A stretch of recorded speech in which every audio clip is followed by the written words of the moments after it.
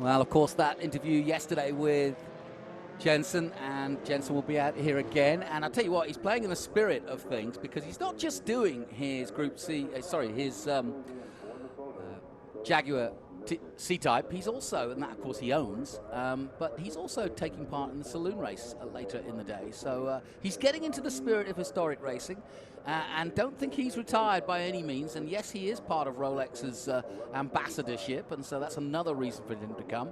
But he's still very much at the top of his game. Of late, he's been doing a little bit of NASCAR, a little bit of Le Mans, and more importantly, he's done a full season of the World Endurance Championship. He'll be racing here in America in 2 weeks' time at the Circuit of the Americas for the World Endurance Championship for Jost Porsche.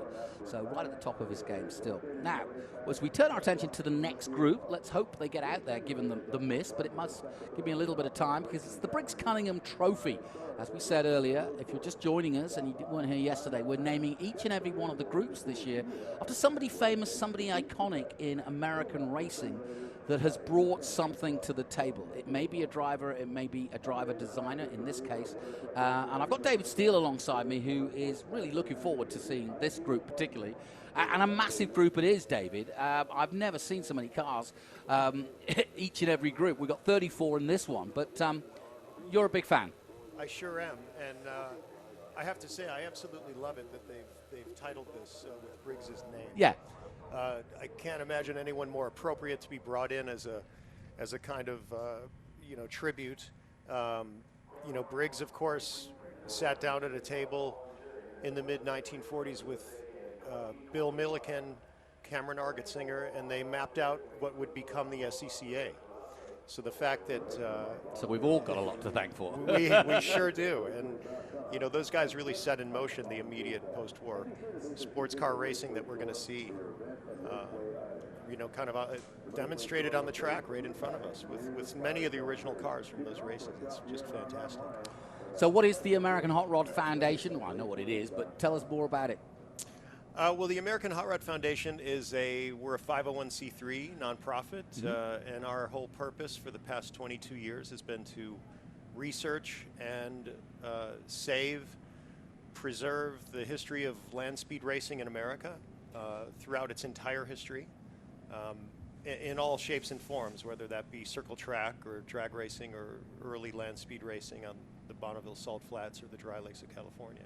So I'm sure you're very well aware of the name Charles Neerberg, who's here this weekend. Absolutely. And who will probably join us. He's just actually texted me saying that he's on his way in. He may not be racing, but he's just a joy to have in the booth. Oh, great. Well, that's great news. Yeah, that'll be fun. And he, of course, storied history. I think he was the first man to go over 400 miles an hour at the Bonneville Flats as well, and still racing today. Fantastic story. Absolutely fantastic. I mean, those guys that developed those cars starting in the 1930s is when it got very serious. You had all the international players, Sir Malcolm Campbell and people like that coming over and kind of setting the bar. But just a remarkable thing, these GIs coming home from World War II with knowledge that they could have otherwise never gathered, working with materials and aerodynamics and fuel injection and supercharging, and suddenly they've taken Model A Ford-based jalopies out onto the dry lakes, and they're going 200 miles an hour before they know it. I mean, just absolutely incredible. Well, let's just tell obviously we've got historic fans tuning in around the world, and of course, there's always been an eye on America, and we know kind of the peripheral, as I put myself in the same bag, because obviously coming from England,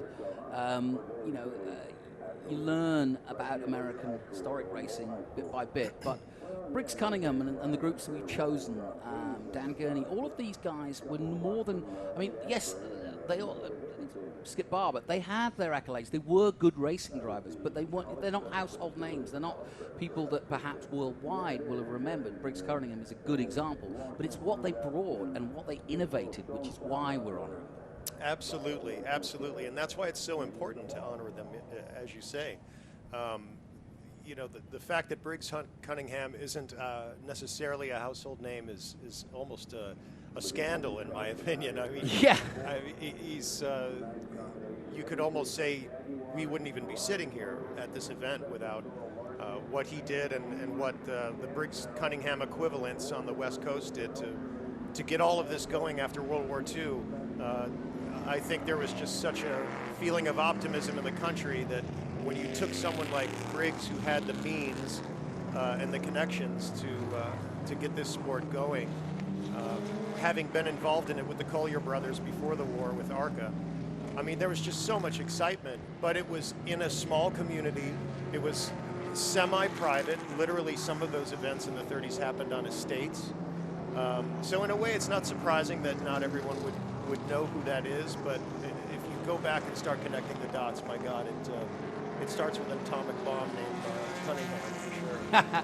Well, and the point is, and what are we just talking about? What innovations are we talking about? We're talking about taking the sort of European imported GT cars and Americifying them, but making them specials, making them different, making them faster, more powerful if they could, but basically taking what they got and then turning them into their own, and that's where you get things like the Pooper, the combination of Porsche and Cooper, and many other specials. Huffaker was another specialist, but Briggs Cunningham is one of those names and innovators.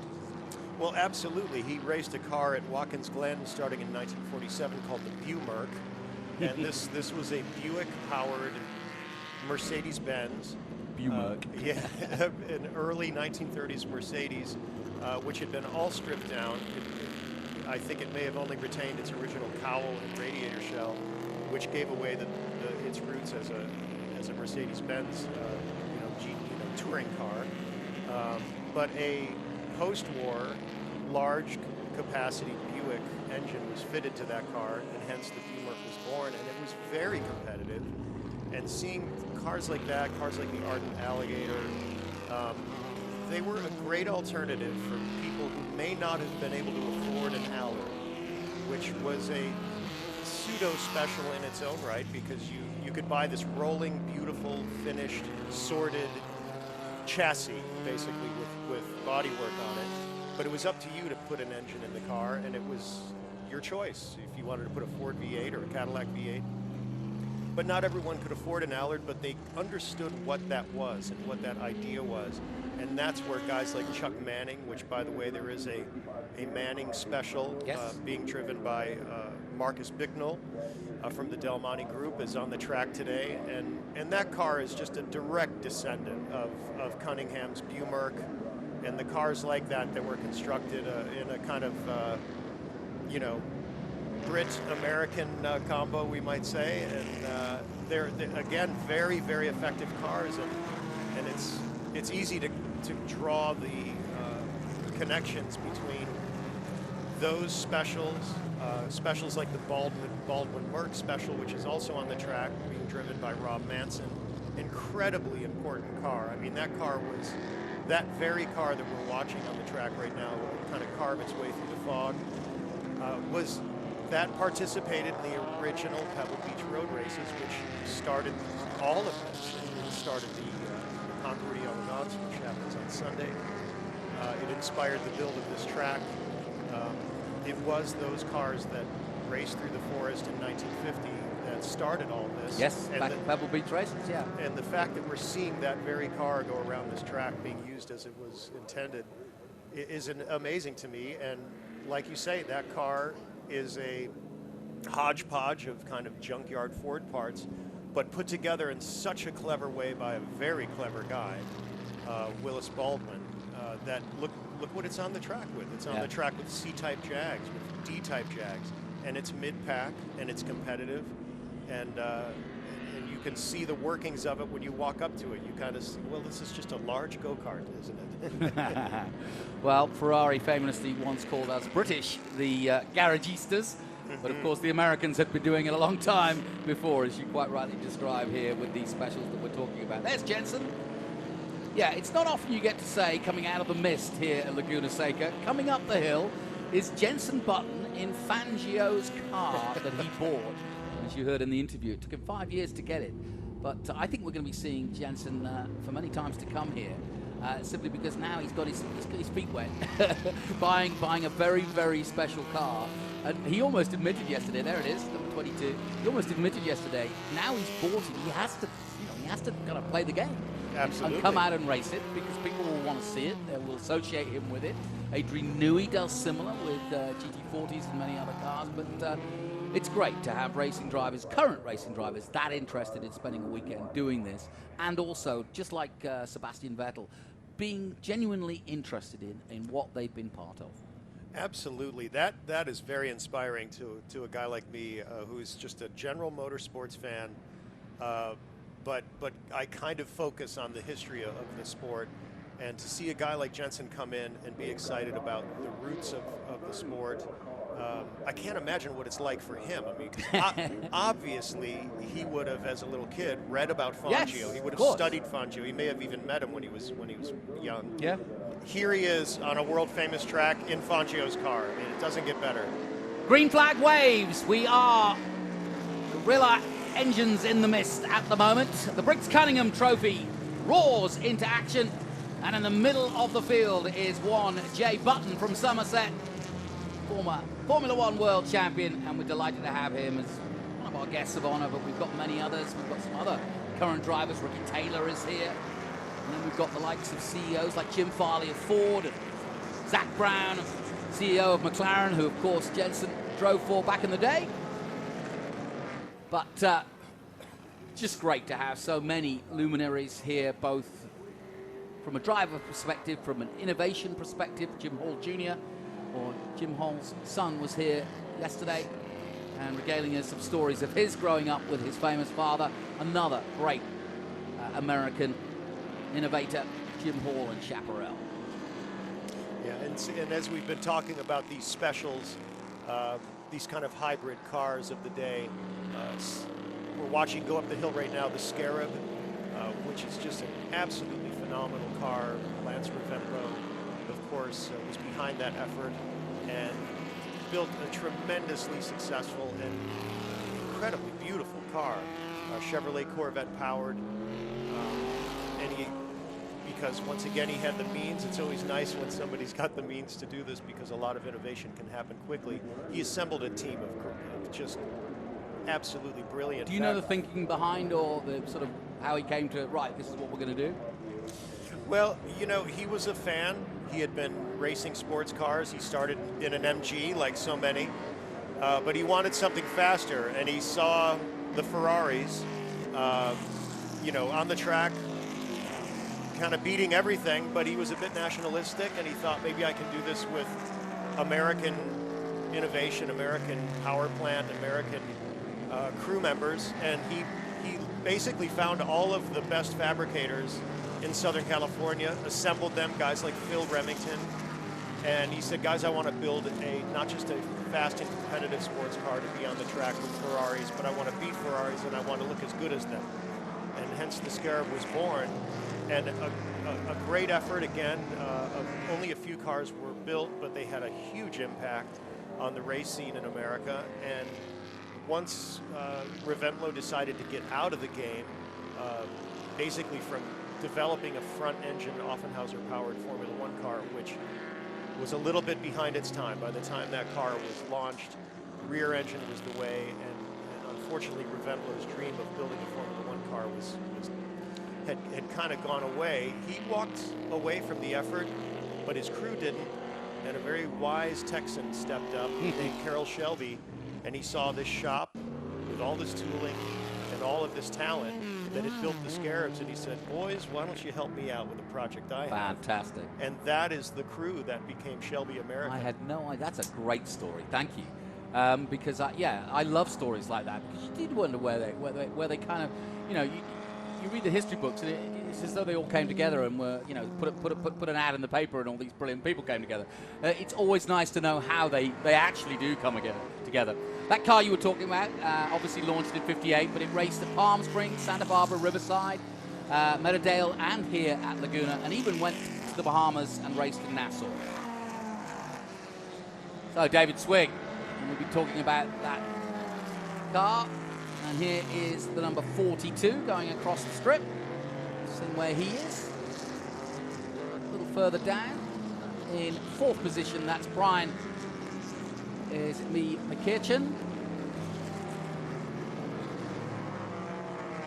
Wow, and the sound of those specials going by the way. mixed in with the D to the zing of those Jag 6s. Just a glorious sound. Just that wonderful. car we just saw, that Lotus 11, number 42, that's coming into picture now. That's raced in vintage now for 42 years. Wow. That's Jensen Button. He's getting. Look at it. Watch him wheel. I'll tell you what. He's been watching some Fangio videos, I think. Yes, he has. He's not afraid. I mean, it's not surprising when you consider that wheel must be about 4 times the wheel he uses in WEC.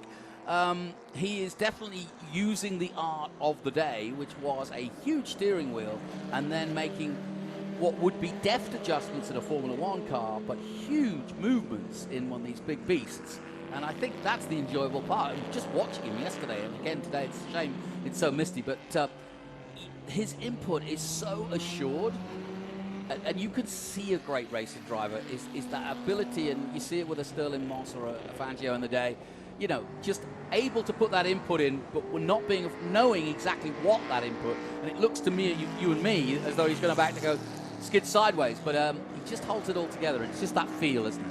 Yeah, absolutely. That is really the art that we get to see, especially in cars like this, where we can essentially see the drivers from the waist up. Yeah. And as we just saw him going into that turn 5, all arms and elbows, as they say. Yep. I mean, just absolutely on the loose, but that's what the car is clearly telling him it wants. That's how the car wants to be driven. And in today's world of sticky tires and a lot of downforce, that would look, that idea is absurd, but in cars like this, it is the fastest way around the track, and you would never think so, but that's what that car's asking of him, and how fun to see that him embrace that. It's got to be just a blast. Alex Brundle, who I do or have done the Monaco Historics with in the past, had a great expression, still uses it, but when he sees somebody working the wheel like that, he says, yep, he's got full snake arms. And it's a good one, because it says it all. Yeah, exactly. Yeah. The idea of wrestling several snakes at the wheel of your car. Jaguar D-Type from 1955. Alex McAllister. Of course, Chris McAllister, a very famous historic driver. Now Alex picking up the reins and doing a heck of a job. A Courier Cos car from 55 to 56, driven by Desmond Titterington and Nian Sanderson. And Ron Flockhart did 25 races and was then sold to Maurice Charles in 1956 and raced through 61 and has done 25 races, including the 58 Le Mans. So a very special car, that Jaguar D-Type we just saw through shot there with McAllister at the wheel. Boy, you're not kidding. I mean, that, when you take in a weekend like this, you get to see these cars a lot, and whether you're in the pits or whether you're watching the track.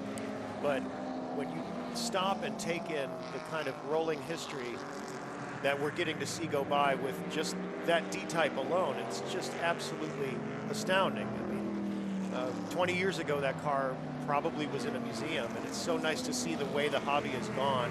These cars are coming back out of the woodwork, getting back on the track and being used as they should. Well, and I mentioned Alistair McAllister, and great drivers that we've got here. The sense of these cars that need to be preserved, need to be looked after, and therefore need to be driven by people responsible enough to do that, whether they be the owner or somebody that the owner has put in it. But that lineage goes all the way back to 1974 when the historics began, because even back then, and I was looking in the program at the entry list for 74, I mean, incredible. Most of the entries from California, the odd one from Texas and Arkansas, but the cars were just so many GTOs, so many fantastic cars, and because Phil Hill was effectively the in-house world champ, or, the guy that you could turn to and know he was going to look after your car, that tradition of people being not afraid to leave the car in the museum and bring him out here, but also honored to have a great champ drive their car. That's been a huge part of the vein that's gone through historic racing here in the last 50 years, that people are willing to bring these masterpieces and absolutely unobtainium cars, as long as they're driven by people who know what they're doing. Well, yeah, that always helps, doesn't it, to keep the car out of the shop. But yeah, that whether it's the owner or whether there's a driver brought in, my hat is off to these collectors who take the cars back out onto the track as they should be, because not everyone does. And so we really should give applause to the owners of these cars, whether they're the ones in the cockpit or not, because it's a generous thing for them to do, that we get to see these cars and hear them. I'm 54 years old. Whoa! Andretti corner takes another one. This time the number 126 just turned in a little later than he had done, I think, the previous laps, or just looked a little wider than usual. That's Michael Khalil in the Lola Mark 1. Gets it turned around, but well done. A little bit of action. It may just be a little greasy out there with all this fog. Well, I do think, and I said it earlier, the mist, because it's so cold and misty and literally wet, it's like pure humidity. It cools down the asphalt very quickly and just sticks.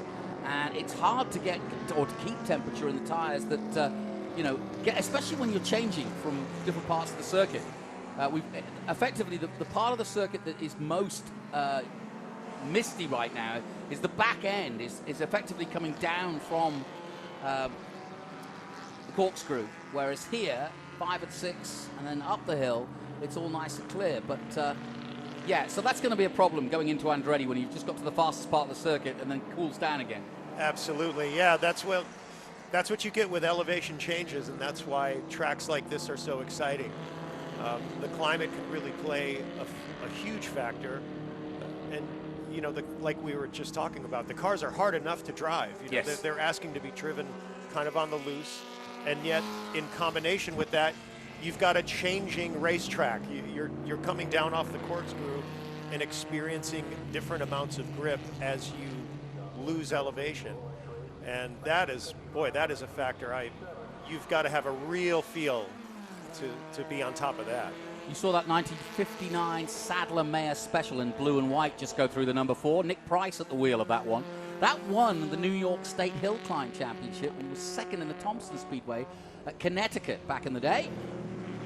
Set the course record at Gates to Spare Hill Climb in 60, 61 and 62, and also raced at Lime Rock and Bridgehampton, and has since raced obviously here at Laguna, there it is, and Sonoma.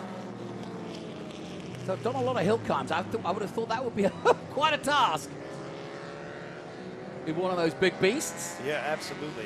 That is, and what a beautiful car. Yeah, absolutely, but that's exactly stunning. what we're talking about, isn't it? Yeah, absolutely. A lot of grunt. A pretty long wheelbase. That's a lot of car to wheel around. But like you say, especially on a hill climb, that had to be exciting. No kidding. Well, we've been talking a little bit about some world champions like Jensen Button, but I'll tie the two together because, of course, he's racing in a car that Fangio originally raced, and he is now the proud owner of that car, which is literally priceless. But in 1991, Steve Earle upped the game a little bit and invited 5-time world champion Juan Manuel Fangio to the historic, and he came, as did Fraulein Gonzalez, Sterling Moss, Phil Hills, Jack Brabham, and Dan Gurney. Wow. So pop that out. That's a pretty good Would have been bench. nice to have been here, and evidently the photos were pretty good. But yeah, that was his vision, and I think that, again, just reading that line, that's 1991. And I know that's a long time ago, but it just shows you how much ground he made in the 20 years before that to bring this into being. Because not a lot of people know that it's older than Goodwood, it's older than Lime Rock. And so this particular event really does, allow itself to be called one of the originals, and certainly the greatest historic event in the USA, simply because of its history, without a doubt. Absolutely, absolutely. And I believe that you can still feel today, as large as this event has become, you can feel that its roots go back to the innocence of just pure enthusiasts. These guys had these vintage race cars at a time, like you say, 1974. That's so long before there was a kind of global interest in the motorsports community of collecting, preserving, and investing in those cars. They weren't quite the blue chip investments then that they are now. And they simply wanted to experience what their heroes experienced. So let's get them on a track and invite some of our friends. We'll set up some lawn chairs, and we'll have a very nice, innocent time with these great cars. And there is something about the flavor of that attitude, that I feel is still around with this event. And yes, we've got Steve Earle and his buddies to thank for that. It's a great thing. Through goes the 77C. Seen that a few times. That's Robert Manson, who you mentioned Robert earlier, Manson. That Baldwin Mercury. Yeah, great car, and talk about a great enthusiast who's doing it for all the right reasons. He just kind of quietly goes along, preserving these Pebble Beach road race cars, original cars from those races, like I say, and keeps them all on the track, has his friends and fellow drivers race them, and just, you know, a weekend in Rob Manson's pit is a very fun one. Those guys are just absolutely beaming with smiles. There's another Rob Manson car coming through the corkscrew, the Manning Special, with Marcus Bicknell at the wheel. And yeah, those guys are just having a ball. You know, they're racing against themselves, their own lap times. It's not they're not gritting their teeth. They're smiling. They're just having a ball. Yes, I miss the open-faced days where we could actually see them grimacing and smiling at the same time. I think that's what I loved about the old shots of the likes of Bruce McLaren or Sterling Moss going around a corner sideways. White flag out then, and you know, I was just thinking, you know, we give a lot of credit, as we should, to Steve Earle and his team that started it all off, but also Speed Vision. We had Bobby Aitken in here earlier in the weekend, but the TV coverage of it, and that's an important part as it continues to be so. But I think what I would like to just mention is kind of looking to the future. When you consider what the advisory council for Laguna Seca has put together with the likes of, you know, co-chair Bruce Canepa, who's been part of historic racing forever. It feels like his family very much involved. Andy Prill, Murray Smith, another co-chair, but Patrick Long, you know, we've got Chris McAllister, another great historic racer, and Bill Warner, of course, our Grand Marshal this weekend. These are names that really care about this sport and really want this to continue. And I think when you list off those names, you begin to realize that it's not going anywhere soon. And Laguna, as we all know, has just signed a lease effectively to keep this going for another 55 years. So I would say we've got a lot to look forward to as we look back today. Absolutely, I could not agree more. I mean, when you list off that collection of characters right there, these guys are unstoppable. I mean, they are a force of nature individually, let alone collectively, and we have a lot to look forward to. I think as the automotive world changes out on the streets with commuters, I think it'll actually make events like this that much more special. These cars are going to become that much more exotic, and I only mean that in the way that the time travel aspect. Yeah. It's going to get more and more refined, more focused, just kind of more special. Yeah, I know, you're exactly right. Well, one man can go home with a happy smile. David Swig, he got a fastest time of 1:44.3, but I'm sure he's going to look down and see what Jensen's was, and that was a 1:47.0, so he'll be pleased with that. Very nice. Yeah, Lance Raventlow is smiling down right now at his Scarab. Well, especially as the Scarab beat the Jaguar, he'll be also thinking that. Well, there would be some of that, yes. Yeah, he was competitive in that way, too. So Wow, David Swig wins in his wonderful Scarab Mark 1. Greg Meyer second place, Ed Monroe in third place, and Al Sirio in fourth. Jensen Button in fifth place, Brian McCutcheon losing out to Jensen in the closing stages in sixth. Alex McAllister seventh, Robert Davis, Nick Colonna, and Mark Osborne rounding out your top 10. Well, thank you, David Steele, for coming in and enlightening us. We'll take a short break. The mist hopefully will rise as we continue our day, but it's sat in at the moment on the back of the circuit. Let's hope it rises. Stay with us.